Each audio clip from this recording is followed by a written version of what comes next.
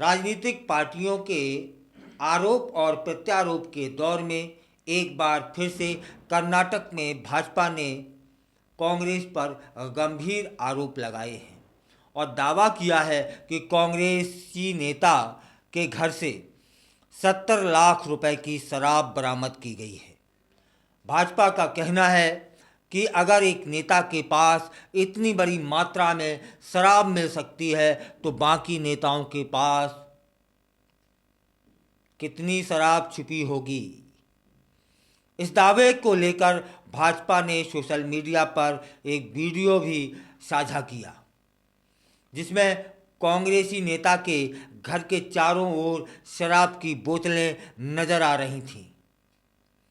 भाजपा ने इस वीडियो को साझा करते हुए लिखा कि उडुपी में कांग्रेस नेता के घर से 70 लाख रुपए की विस्की मिली है। पार्टी ने यह सवाल उठाया कि जब एक कांग्रेसी नेता के यहाँ इतनी शराब मिल सकती है तो अन्य नेताओं के पास कितनी मात्रा में शराब छिपी हुई रखी होगी। इस मामले को लेकर भाजपा ने राहुल गांधी से भी जवाब मांग लिया है और कहा कि उन्हें इस घोटाले पर बोलना चाहिए। भाजपा का आरोप है कि यह एक्साइज घोटाला है, 700 करोड़ रुपए से भी ज्यादा का है। इस बीच कर्नाटक के मुख्यमंत्री सिद्धारमैया ने भाजपा पर भी गंभीर आरोप लगाए और कहा कि वे उनकी सरकार को गिराने की साजिश रच रहे हैं।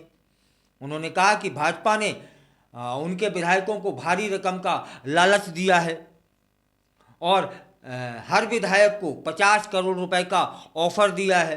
सिद्धारमैया ने यह भी कहा कि यह पैसा भ्रष्टाचार का है और भाजपा नेताओं के पास इकट्ठा हो गया है। शराब का खजाना का जवाब पैसे के खजाने से दिया। उन्होंने पूछा यह कैसा, आखिरकार कहां से आ रहा है, क्या पैसा, क्या बीएस येदियुरप्पा और मुंबई नोट छाप रहे हैं। सिद्धारमैया ने आगे कहा कि भाजपा ने का यह प्रयास उनकी सरकार को अस्थिर करने का है और उन्होंने चेतावनी दी कि यदि ऐसा चलता रहा तो कर्नाटक की राजनीति में अस्थिरता बढ़ जाएगी। उन्होंने यह भी कहा कि भाजपा अपने राजनीतिक लाभ के लिए धन का दुरुपयोग कर रही है और यह लोकतंत्र के लिए खतरा बन सकता है। इस मामले में भाजपा और कांग्रेस के बीच आरोप प्रत्यारोप का सिलसिला जारी है, आप भी नजर रखिएगा। भाजपा ने इस मुद्दे पर चुनावी प्रचार में भुनाने की कोशिश की जबकि कांग्रेस इसे राजनीतिक प्रतिशोध का हिस्सा मान रही है। कर्नाटक में आगामी चुनावों में यह मुद्दा महत्वपूर्ण भूमिका निभा सकता है क्योंकि दोनों पार्टियां अपने अपने मतदाताओं को प्रभावित करने की कोशिश कर रही हैं।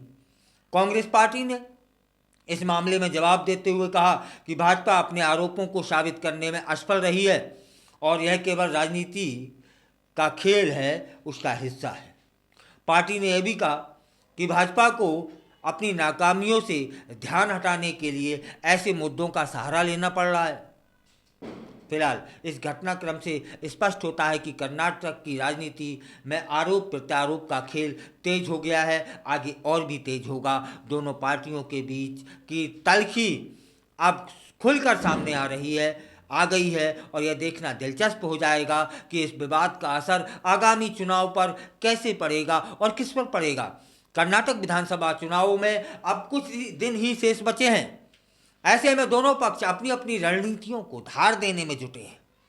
भाजपा जहां अपने आरोपों को लेकर आक्रामक रुख अपनाए हुए है, वहीं कांग्रेस को अपने बचाव में बहुत कुछ करना पड़ रहा है। ऐसे में मतदाता इस राजनीति नाटक को ध्यानपूर्वक देख रहे हैं और चुनावी परिणामों पर इसका असर पड़ने की संभावना भी जताई जा रही है। इस प्रकार कर्नाटक की राजनीति में चल रहे इस विवाद ने चुनावी माहौल को गर्मा दिया है और यह साफ दिख रहा है कि दोनों दल किसी भी तरह से एक दूसरे पर आरोप लगाने से नहीं चूक रहे हैं।